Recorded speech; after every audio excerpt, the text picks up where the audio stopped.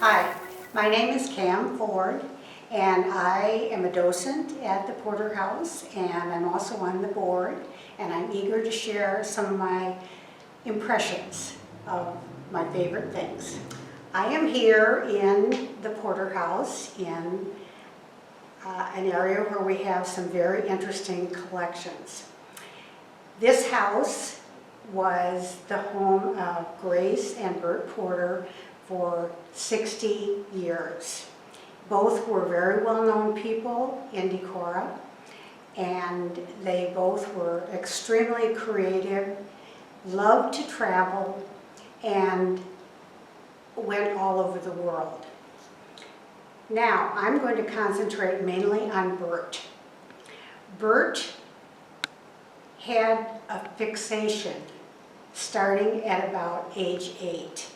He went outside his door, looked at a tree, and it was filled with butterflies. And he was hooked. After that, he became Bert the Butterfly Guy. That lasted all of his life. And so I'm going to show you some of the things that he did. Bert was a very smart man. He did a lot of research. As I said, they traveled all around. And one of the reasons for that was to see butterflies in their own habitats. So here are some examples of how he has used butterflies, other than talking about them, other than writing about them. He used them in butterfly art. Okay.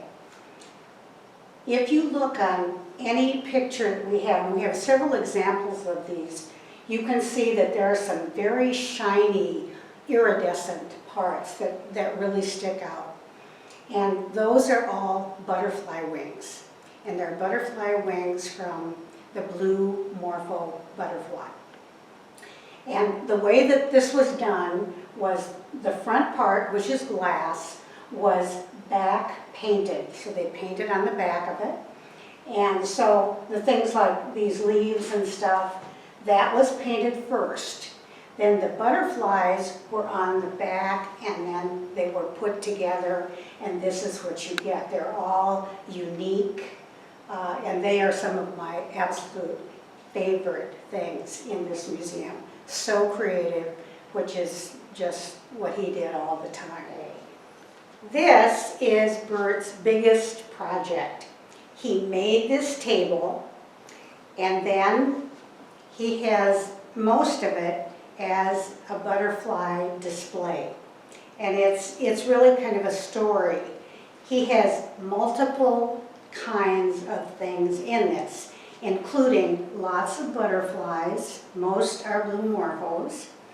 He has a whole bunch of plant type things. Maybe he took a stem off of something and made a tree, and a lot of little things that he has put down kind of at the base of this.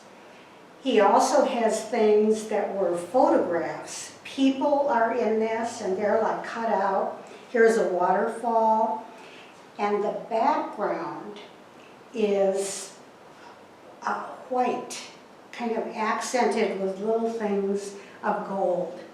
And one of my favorite things is to ask people what they think that material is. And I've had some very interesting suppositions.